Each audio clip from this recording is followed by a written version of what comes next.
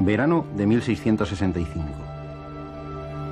Una terrible peste asola la región de Londres. En unos pocos meses, el número de muertos asciende a 70.000. Los londinenses y los habitantes de los alrededores huyen utilizando cualquier medio. La Universidad de Cambridge se ve obligada a cerrar sus aulas y a enviar a estudiantes y profesores a sus casas. Uno de estos estudiantes es un joven de 22 años, Isaac Newton, que va a pasar en su pueblo natal de Woolsthorpe 2 años de vacaciones forzosas. Las vacaciones más fructíferas de la historia de la ciencia.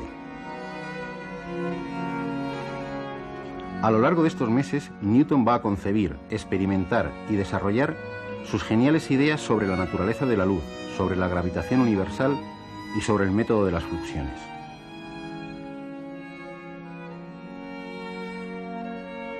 A principios de 1666, valiéndose de un prisma como este y un agujero en la contraventana de su habitación, va a demostrar que la luz del Sol es una mezcla de luces de los colores del espectro.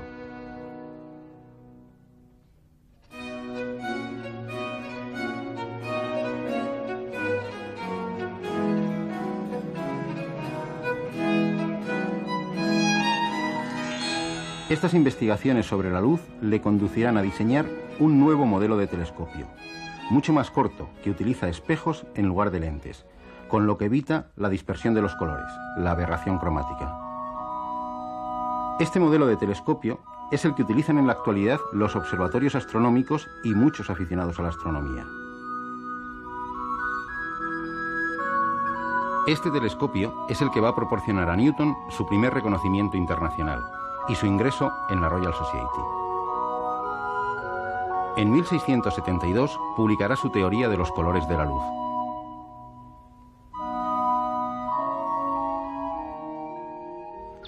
Pero volvamos a sus apacibles vacaciones en Woolsthorpe. Otra idea martillea la cabeza de Newton. Una idea que tiene que ver con manzanas y con la luna. La fuerza que hace que una manzana caiga al suelo es la misma que mantiene a la luna en su órbita alrededor de la Tierra. De hecho, la luna también está cayendo hacia la Tierra. Con las medidas de la época del radio terrestre y la distancia a la luna, el joven Newton llega a calcular esta velocidad de caída con una gran precisión, 1/20 de pulgada por segundo. Sin esta caída, la luna, según el principio de inercia, abandonaría su órbita en línea recta, algo que muchos conductores han experimentado al tomar una curva con excesiva velocidad.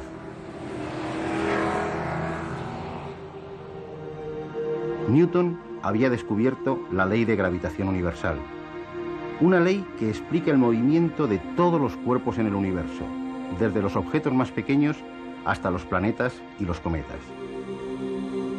La fuerza con que se atraen dos cuerpos es directamente proporcional al producto de sus masas e inversamente proporcional al cuadrado de su distancia. Tendrán que pasar más de 20 años para que esas ideas se hagan públicas en el libro científico más popular de la historia, Philosophiae Naturalis Principia Mathematica. En aquella época, la física se llamaba filosofía natural, con lo que el título, traducido al lenguaje actual, sería Principios Matemáticos de la Física. En los 3 volúmenes de los Principia, Newton presenta no solo la ley de gravitación universal, sino las famosas leyes de Newton, sobre el movimiento de los cuerpos y las fuerzas que los determinan.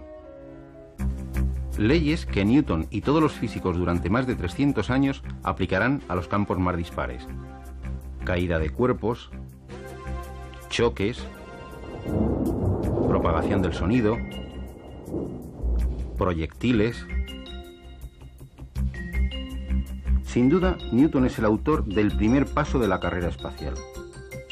Las leyes descubiertas por él son las que han permitido al hombre poner un pie en la Luna o enviar naves a Marte y Venus o explorar los planetas exteriores, Júpiter, Saturno, Neptuno y Urano. No es nada extraño que uno de los tripulantes del Apolo 11, al abandonar la órbita terrestre para dirigirse a la Luna, dijese: ahora es Newton quien nos conduce. Pero cosas tan cotidianas como ver la televisión vía satélite o el simple hecho de hablar por teléfono a través de un móvil es posible hoy gracias a Isaac Newton. A pesar de su modestia, No sé lo que puede parecer al mundo, pero para mí mismo solo he sido como un niño jugando a la orilla del mar y divirtiéndome al hallar de vez en cuando un guijarro más suave o una concha más hermosa que de costumbre, mientras que el gran océano de la verdad permanecía sin descubrir ante mí. Muy pocos seres humanos tienen el privilegio de descubrir el sistema del mundo.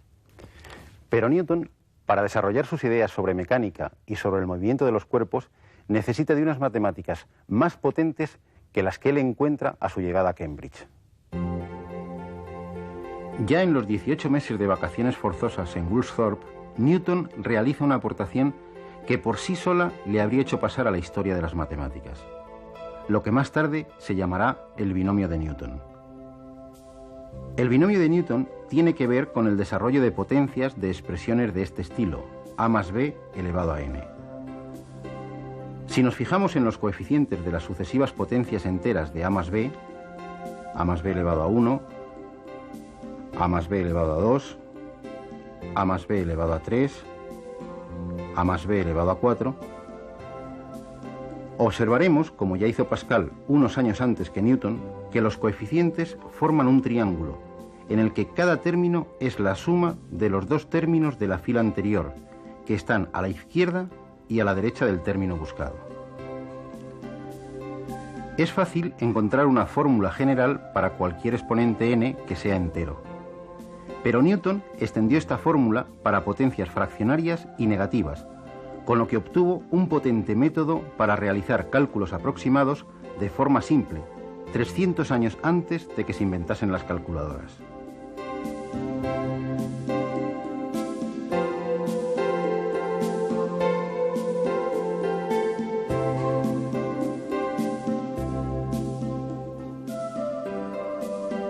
Este método le será a Newton de gran ayuda para abordar los tres grandes retos de las matemáticas a mediados del siglo XVII.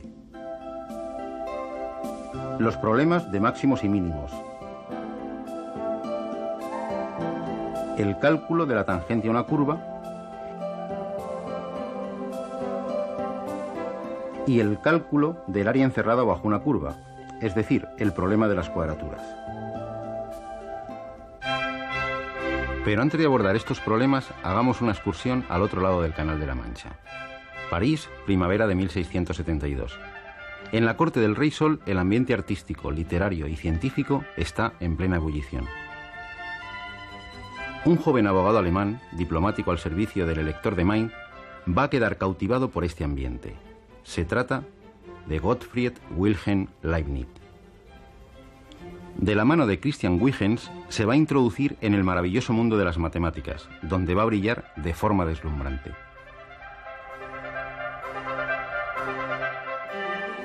En 1676, Newton le mandará por carta su fórmula del binomio para potencias fraccionarias y negativas. Ambos, trabajando por separado y con métodos distintos, Newton antes pero sin dar publicidad a sus resultados y Leibniz unos años después pero publicándolos antes, van a crear la herramienta más potente y universal de la historia de las matemáticas y de todas las ciencias, el cálculo diferencial y el cálculo integral. Y todo surge al enfrentarse al problema de calcular la tangente a una curva de forma general. Los dos van a chocarse de frente con la piedra angular del análisis matemático, la idea de derivada. Cuando el atleta lanza el martillo, está resolviendo intuitivamente este problema. El peso abandona la circunferencia que dibuja el extremo del martillo siguiendo una recta tangente. Lo mismo que hace una nave espacial cuando abandona la órbita terrestre para dirigirse a Marte. El problema de la tangente ha sido y será siempre el principal problema de todos los vuelos espaciales, y la derivada su solución. En cualquier carretera de montaña nos encontramos con una señal como esta. Nos indica la pendiente que tiene un determinado tramo de la misma. Una subida con una pendiente del 30% significa que por cada 100 metros que avanzamos en horizontal, subimos 30 metros.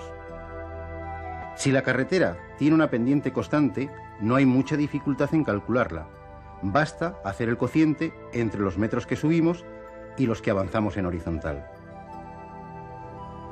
Pero, ¿qué ocurre en una carretera como esta, en la que la pendiente va cambiando continuamente? Podemos calcular la pendiente aproximada tomando 2 puntos de la ruta y uniéndolos mediante una recta secante. La recta se aproximará aceptablemente a la carretera y su pendiente será aproximadamente la de la carretera. La pendiente de esta secante es el cateto vertical partido por el cateto horizontal del triángulo.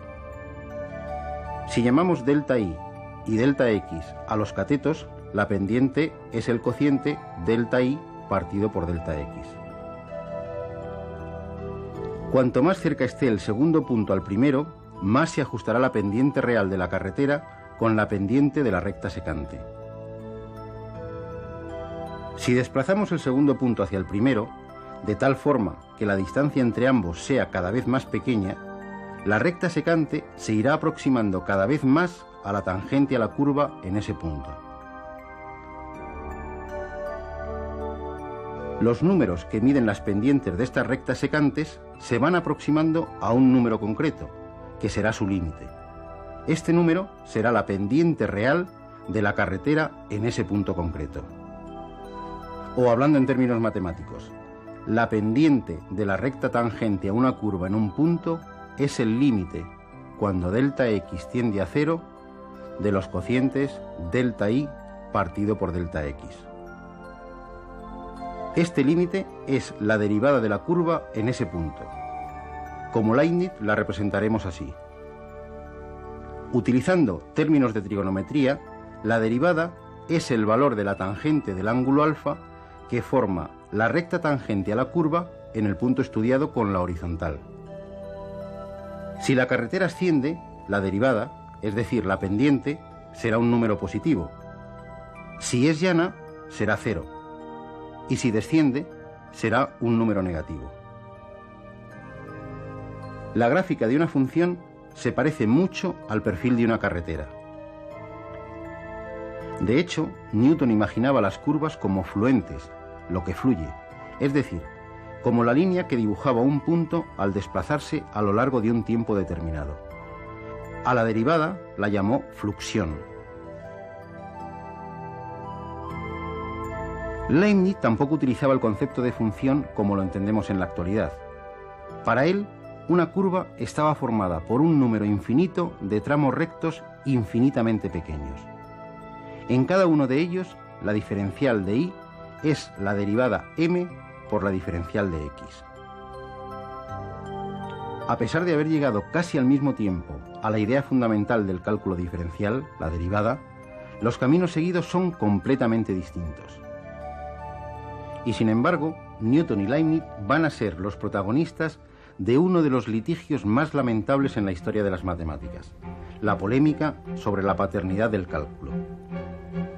Una polémica subida de tono, con acusaciones de plagio y descalificaciones por ambas partes, que va a significar la ruptura de las matemáticas británicas con las del continente durante casi 2 siglos. Con la idea de derivada, 2 de los problemas irresolubles hasta ese momento se convertían en simples rutinas al alcance de cualquier estudiante de secundaria. Pero no solo habían resuelto estos problemas, habían abierto la puerta a la ciencia moderna, aportando la herramienta para estudiar los fenómenos más dispares en los más diversos campos. Pero volvamos a finales del siglo XVII. Aún queda un serio problema por resolver, el de las cuadraturas, es decir, cómo calcular el área de una figura limitada por curvas. Curiosamente, este problema ya había sido resuelto por Arquímedes 2000 años antes. Kepler, Fermat y Descartes también habían encontrado las áreas y volúmenes de numerosas figuras y cuerpos curvos. Pero hacía falta un método general para encontrar el área encerrada por cualquier curva. Y este método general lo van a encontrar Newton y Leibniz a través de la idea de integral. El mecanismo recuerda lo utilizado por Arquímedes. Para calcular el área encerrada por la función y igual a f de x entre los puntos de abscisa A y B, basta con dividir el segmento AB en intervalos más pequeños. Si levantamos rectángulos cuyas bases sean esos intervalos y cuya altura llegue hasta la gráfica, la suma de las áreas de los rectángulos será ligeramente menor que el área encerrada por la curva. Si aumentamos indefinidamente el número de intervalos, de longitud cada vez más pequeña, la suma de las áreas de los rectángulos se aproximará cada vez más al área de la curva. El límite de esas sumas será en efecto el área encerrada por la curva. Y este proceso nos sirve para cualquier curva continua. A este límite de las sumas lo llamó Jean Bernoulli integral, y Leibniz adoptó la notación que usamos en la actualidad. Pero calcular esas sumas y su límite puede ser un proceso complicado según la curva que tratemos. La genial idea que Leibniz y Newton tuvieron por separado fue estudiar directamente la función área y constatar que la derivada de la función área coincidía con la función de la curva. Leibniz y Newton habían descubierto lo que desde entonces se llama teorema fundamental del cálculo, que la diferenciación y la integración son operaciones inversas, es decir, las dos caras de una misma moneda.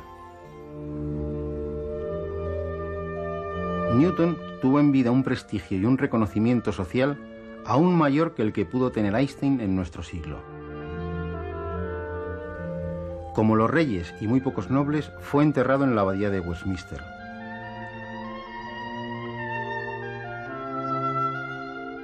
Leibniz, en cambio, murió solo y abandonado por todos. A su entierro en Hannover solo asistió su criado. En la Luna, dos cráteres lo suficientemente alejados rinden testimonio a su genio. El de Newton muy cerca del Polo Sur, el de Leibniz cerca del Ecuador en la cara oculta. Decididamente, como decía el propio Newton, ambos habían visto más lejos que los demás hombres. Cierto es que estuvieron subidos a hombros de gigantes, Galileo, Kepler, Fermat, Descartes y Barrow. Pero solo la mirada de dos genios pudo llegar a ver tan lejos.